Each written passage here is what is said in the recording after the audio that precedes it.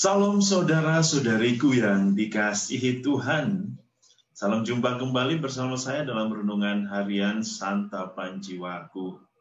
Saudara-saudari, tak terasa kita sudah memasuki pekan biasa di minggu yang pertama setelah kita merayakan perayaan Natal.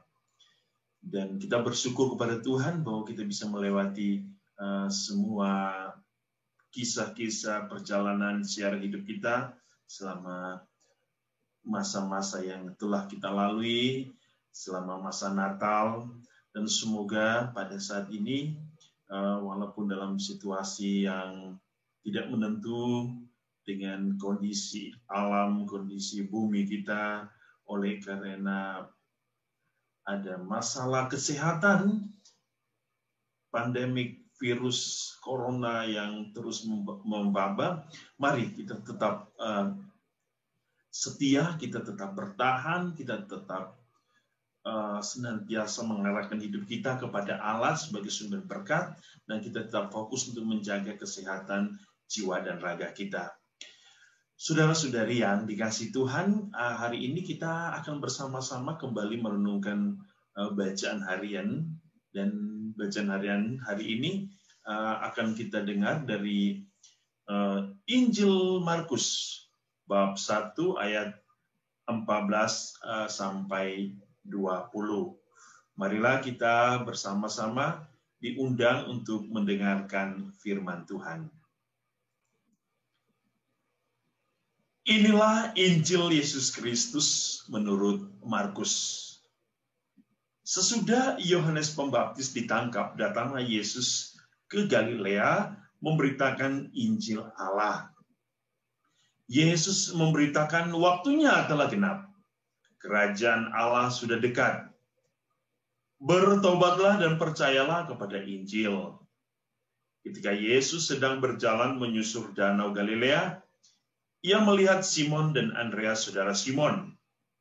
Mereka sedang menebarkan jala di danau sebab mereka penjala ikan. Yesus berkata kepada mereka, "Mari ikutlah aku, dan kalian akan kujadikan penjala manusia." Mereka segera meninggalkan jalannya dan mengikuti Yesus. Dan setelah Yesus meneruskan perjalanannya sedikit lagi, dilihatnya Yakobus anak Zebedeus dan Yohanes saudaranya sedang membereskan jala di dalam perahu. Yesus segera memanggil mereka dan mereka meninggalkan ayahnya, Zebedeus, dalam perahu bersama orang-orang upahannya. Lalu mereka mengikuti Yesus. Demikianlah Injil Tuhan. Saudara-saudari Santapan Jiwaku, memasuki pekan biasa pada minggu yang pertama, kita mendengar satu kisah yang menarik bahwa setelah Yohanes Pembaptis ditangkap dan dipenjara, Yesus segera membuat suatu rencana baru, langkah baru dengan memanggil dan memilih para murid yang akan mendampingi dia, yang akan bersama-sama dengan dia untuk mewartakan tentang kerajaan Allah, mewartakan tentang Injil Tuhan. Dan kita hari ini mendengar bagaimana Yesus memanggil murid-muridnya yang pertama. Kita mendengar Simon, Andreas, Yakobus, Yohanes, dan mereka adalah penjala ikan. Tuhan memanggil dan memilih orang-orang yang mungkin bagi kita orang biasa, tetapi itulah rencana Allah. Rencana Allah itu selalu luar biasa, yang kadang mungkin tidak bisa dipahami oleh pemikiran manusia.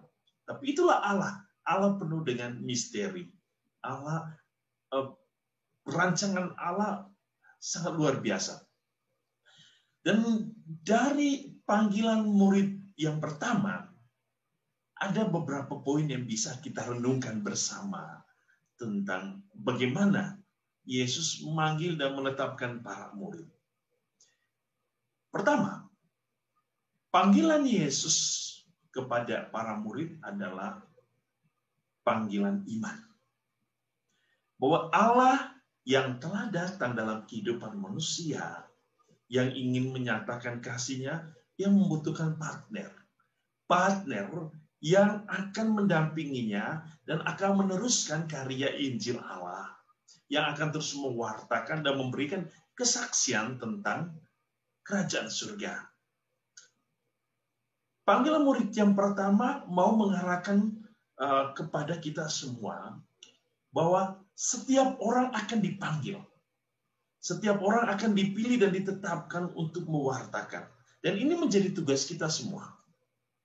Tugas kita semua sebagai orang-orang beriman, sebagai orang-orang yang terpanggil, dan teristimewa kita menyebut diri kita sebagai murid Tuhan, maka kita mempunyai tanggung jawab yang sama, yaitu menjadi murid yang siap untuk meneruskan karya dan misi Allah di dunia ini, yaitu dengan mewartakan Injil Tuhan, mewartakan tentang kerajaan-Nya. Yang kedua, panggilan murid-murid hari ini sungguh luar biasa. Kenapa?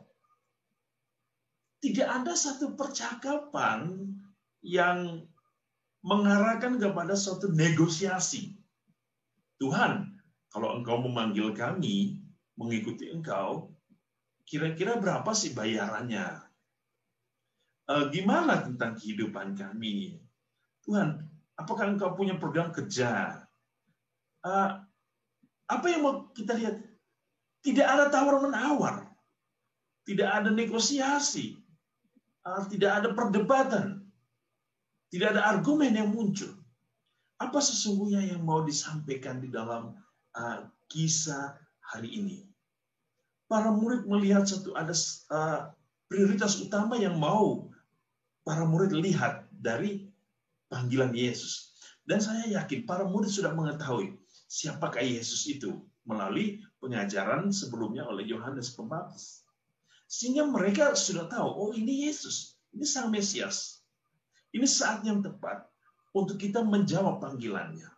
Untuk kita mendengar panggilannya. Dan untuk mengikuti dia tanpa tawar-menawar. Tanpa negosiasi. Saudara-saudari, ketika kita semua dipanggil Tuhan, Tuhan mempunyai rencana. Rencana yang indah dalam diri setiap orang. Maka yang paling penting ketika Tuhan memanggil adalah bagaimana kita ingin masuk ke dalam rancangan Tuhan itu. Biarlah perlahan-lahan kita mengerti panggilan Tuhan, rancangan Tuhan. Biarlah perlahan-lahan kita memahami apa yang ingin Tuhan. Dan saya yakin lama-kelamaan semakin sering kita bergulat di dalam kehidupan Allah, kita akan menyadari betapa indahnya panggilan Allah di dalam hidup kita untuk mewujudkan karya Allah itu. Sebab Allah memanggil setiap orang untuk merasakan nikmatnya kerajaannya. Yang berikut, ada satu proses yang saya sebut dengan meninggalkan. Ketika para murid dipanggil Yesus, mereka meninggalkan jala mereka. Aku akan menjadikan kamu penjala manusia. Mereka adalah penjala ikan, lalu sekarang penjala manusia. Saudara-saudari, meninggalkan satu kebiasaan lama itu susah. Meninggalkan satu keseringan itu susah. Melepaskan sesuatu yang sudah mengikat kehidupan kita susah. Pasti susah. Apalagi kita akan memasuki satu hal yang baru, kehidupan yang baru, orang yang baru. Tetapi ingat, ketika Tuhan memanggil kita dan memberikan kita satu kehidupan baru, pekerjaan yang baru, Tuhan sudah memperhitungkan semuanya. Tetapi di dalam konteks iman, Tuhan ingin memberikan kita satu makna baru ketika ia berbicara tentang pertobatan. Bahwa kita harus berani untuk meninggalkan kehidupan lama kita yang dalam notabene atau dalam konteks tertentu bahwa kehidupan itu adalah kehidupan kegelapan. Kehidupan yang mungkin tidak mempunyai arah, tidak punya kepastian. Yesus ingin masuk kita kepada suatu terang baru. Suatu rancangan baru, suatu pekerjaan baru yang menjanjikan kita. Bukan janji keduniawian, tetapi janji surgawi.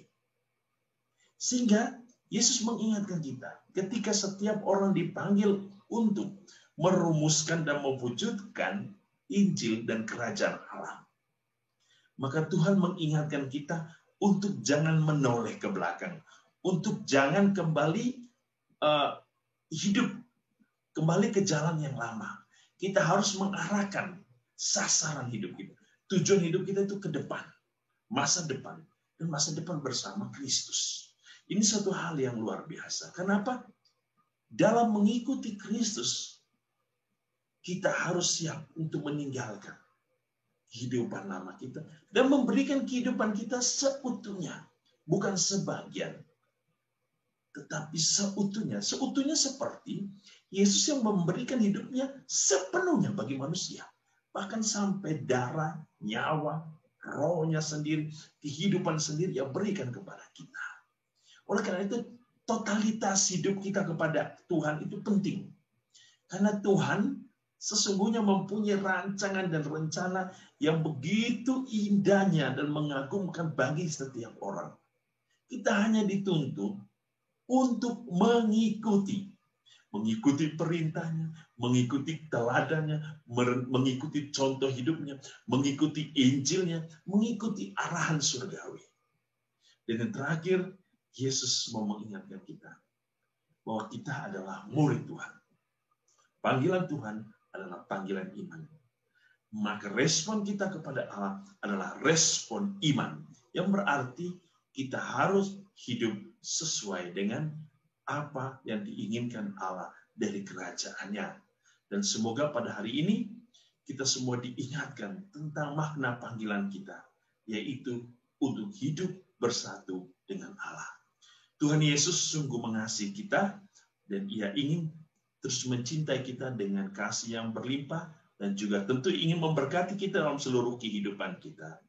Tuhan memberkati kita semua, keluarga kita dan seluruh karya hidup kita. Dalam nama Bapa dan Putra dan Roh Kudus. Amin.